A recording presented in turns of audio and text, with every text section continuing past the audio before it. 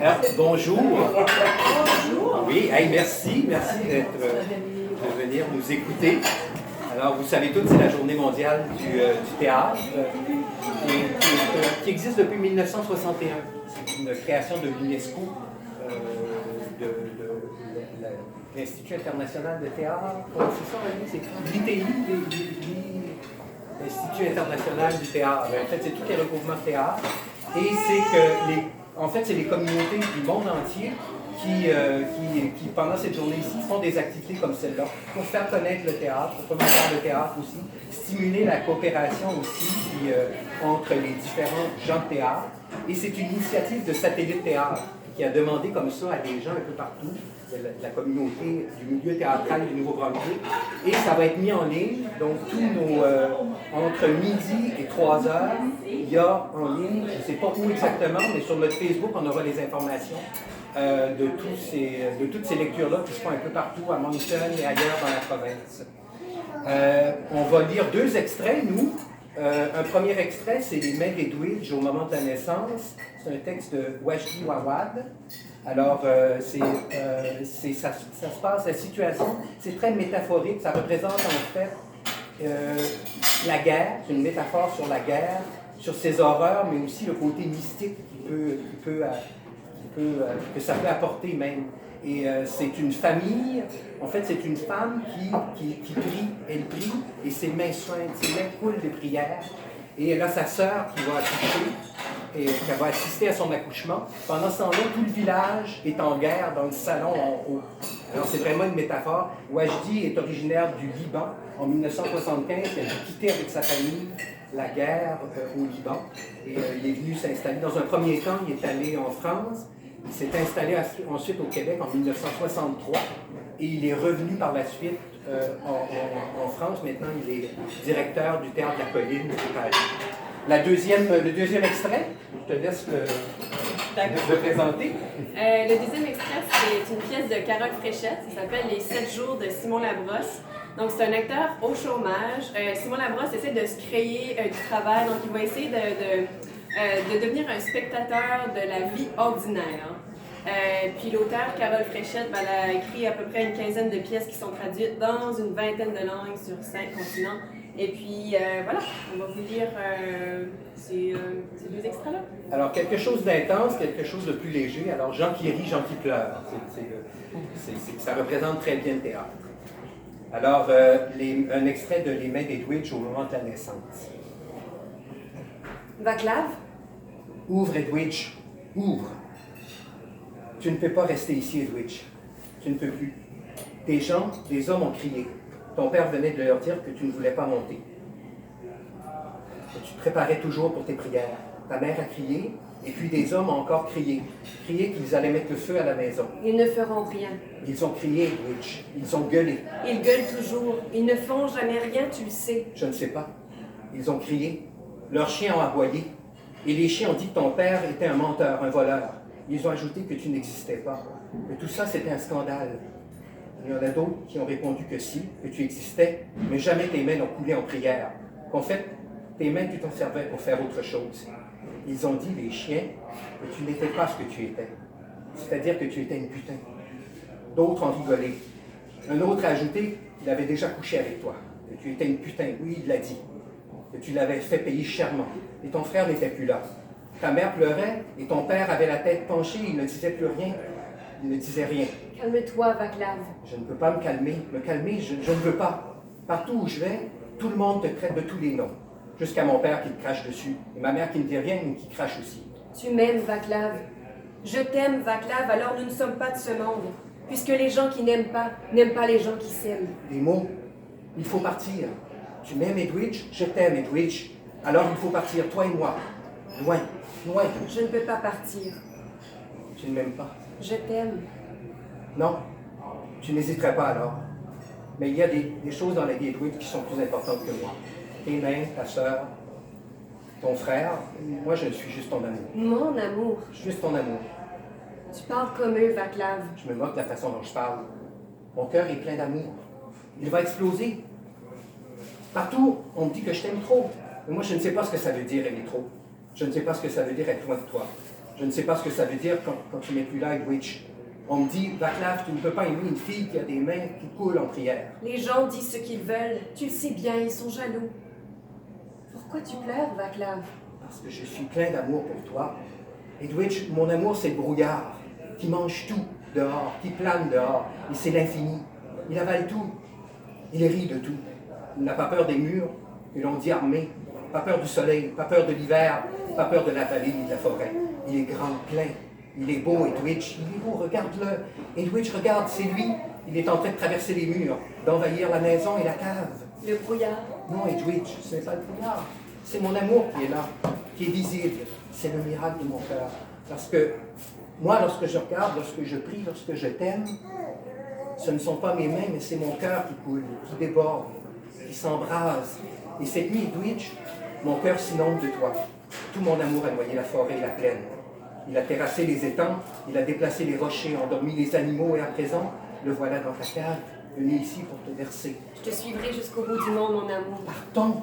Non. Pourquoi non? Les choses ont changé. Quelle chose? Les choses. Toutes les choses. Vaclav, si je te disais qu'Esther est à mon côté et qu'elle est sur le point d'accoucher, me croirais-tu? Je crois tout ce que tu dis. Un enfant est là, Vaclav. Un enfant est caché dans son ventre, au fond de son ventre. Il viendra cette nuit parmi nous.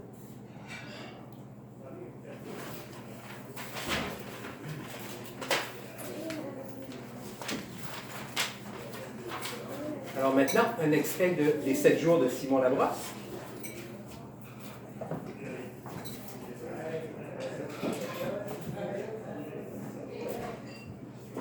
Vous êtes parfaite. Moi? Oui, vous êtes exactement ce qu'il me faut. Pourquoi? Pour ce que j'ai à offrir. Ah bon? Eh oui, je me présente, Simon Labrosse, spectateur. Ah, mais moi je fais pas de spectacle. Malheureusement, je suis pas douée pour ça. Non, mais justement, moi je regarde pas les spectacles, je regarde des gens. Ma spécialité, c'est la vie ordinaire. Ah bon? Oui, je suis sûr que vous avez une vie ordinaire. Ben là, pas tant que ça. Non, mais comprenez-moi bien, là, je ne dis pas que vous ne faites rien. C'est pas ça. Vous faites beaucoup de choses. Vous allez dans les cafés, vous buvez des eaux Perrier, vous fumez des cigarettes. C'est pas tout. Je lis des articles, je vois des gens, je mange des aliments. Oui, c'est ça que je veux dire. Vous avez l'air d'avoir une vie bien remplie, là. Au fond, vous n'avez pas vraiment l'impression d'exister. Est-ce que je me trompe? Non. Je vais dire oui. En fait, je le sais pas. Voyez-vous, je sais exactement ce que vous ressentez. Ah bon? Ouais, votre vie se déroule sans que personne s'en aperçoive. Ben là, une minute. Il y a quand même ma mère qui... Ça, c'est sûr. Votre mère vous appelle toutes les semaines, elle vous fait la dinde à Noël. Mais est-ce que ça compte vraiment? Je veux dire, est-ce que c'est ça une vie tranquille? Ben là... Hein? Soyez honnête pour une fois. Pas vraiment. Hein? Vous voyez, je savais que vous aviez besoin de moi. Vous pensez? C'est évident. Votre problème, au fond, c'est que vous êtes toujours à l'arrière-plan. Ah oui? Oui, c'est comme si vous étiez figurant dans un film à grand déploiement. Disons, un esclave dans un film romain. Ou bien, je ne sais pas moi. Un bison dans un film de Kevin Costner. Oui, c'est ça. Enfin, je veux dire, tu sais, vous êtes là, à l'arrière-plan, caché dans la foule, pas de décor, personne qui vous regarde. Personne. Là, ce qui vous manque, c'est quelqu'un qui vous regarde. Vous pensez? Oui, bien sûr. Prenez un film, n'importe quel film. Disons un film d'atmosphère où il ne se passe pas grand-chose. Un film français? Français, oui, par exemple, oui. Le film commence. On voit une fille, assez jeune, disons qu'elle a les cheveux... Blanc. Et ouais, disons qu'elle n'est pas trop grande, à peu près... 5 pieds 6. Ouais, si vous voulez, oui. Pas laide, mais pas vraiment jolie. Une fille ordinaire. La voyez-vous? Ah oui, je la vois très bien. Elle rentre dans un café. Okay? Elle s'allume une cigarette. Nous, on regarde et on se dit, qu'est-ce qui va arriver? Est-ce qu'elle va rencontrer un homme? Oui. Est-ce qu'elle va tomber en amour? Est-ce que sa vie va changer? C'est ça, vous voyez? Tout de suite, on est intrigué. Puis qu'est-ce qui arrive finalement? Ça n'a pas d'importance, il arrive. Ce qui compte, c'est tout ce que vous faites devient intéressant. Elle fume, c'est intéressant.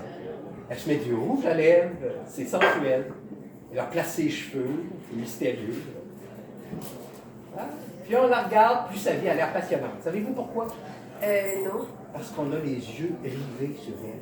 C'est tout. C'est tout? Oui, absolument. Ce qu'il vous faut, pour donner un sens à votre vie, c'est quelqu'un qui vous regarde. Pour un prix très raisonnable, je peux faire ça pour vous. Ah, il faut payer. C'est parce que là, c'est un peu difficile en ce moment, je veux dire, financièrement. Non, mais je vous chargerai pas cher. Là. Puis je vais vous regarder comme si vous aviez le premier rôle. La fille qui replace ses cheveux en gros plan, c'est vous. La fille qui enlève ses bas en gros plan, c'est vous. Ben là, une minute, là, il n'est pas question que j'enlève mes bas. Non, non, non, je fais ça comme ça. Je fais ça comme ça. Au début, on va s'en tenir aux endroits publics. Et je vous regarde je vais dans le métro, au restaurant, à l'épicerie. Écoutez, si vous voulez, là, je vous fais un spécial, 2 minutes gratuit pour essayer. Maintenant? Ben là, je sais pas, je suis pas arrangée.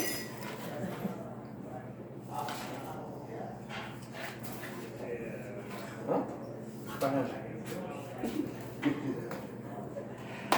Touchez à rien, vous êtes parfait. Bon, êtes-vous prêt? Je sais pas, là. Qu'est-ce qu'il faut que je fasse? Ben, justement, c'est moi qui fais tout. Vous voyez, c'est ça qui est extraordinaire. Hein? Vous n'avez rien à faire, puis tout à coup, vous vous sentez exister. Bon, commences-tu? Si je me le fais. Il me semble que ce serait mieux, hein, plus vivant, vous trouvez pas? Je pourrais m'appuyer nonchalamment sur la table comme ça, là. J'ai vu ça dans un article sur l'attitude, ça fait naturel. Écoutez, ça n'a aucune importance ce que vous faites. Hein. Ce qui compte, c'est ce que moi je fais. Ah, puis non, j'aime mieux être assise, ça me correspond plus. OK, disons que je suis assise puis que je pense. C'est-tu correct, ça? Ben, c'est parfait, là. On commence-tu? Attendez, je voudrais juste... Elle sera pas long. Bon, ça suffit, là. Vous êtes parfait. Oui, c'est bon. OK, maintenant on commence. Hein? 4, 3, 2, 1. C'est parti.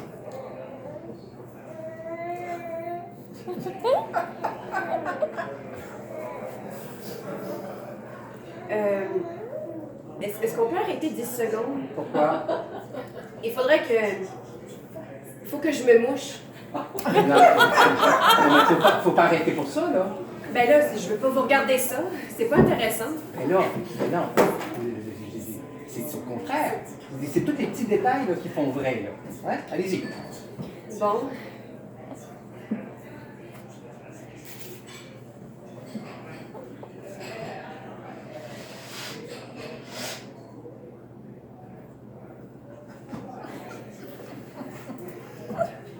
Ça achève-tu, là? Non, ben, il vous reste encore du temps, là. Non?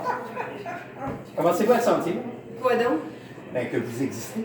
Pas vraiment. C'est parce que vous ne vous laissez pas aller. Écoutez, je pense que je suis pas prête. Pas prêt pour quoi?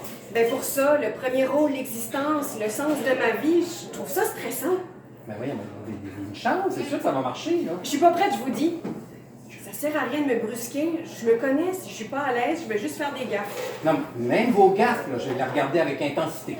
Mais je veux pas que vous regardiez, ça m'épuise. Même maintenant, vous me regardez là, puis je me sens pas bien, j'ai chaud, je suis étourdie. S'il vous plaît, fermez vos yeux. Quoi? Fermez vos yeux juste un peu, ça va me reposer. Ben là, S'il vous plaît, juste une minute.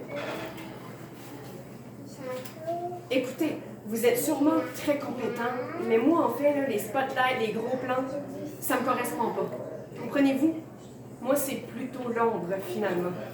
on peut essayer la nuit, là. Je vais regarder dans le noir. Insistez pas. Non, ben, OK.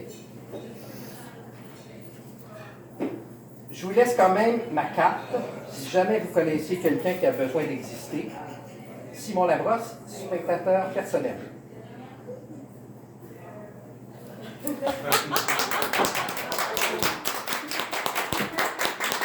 Merci.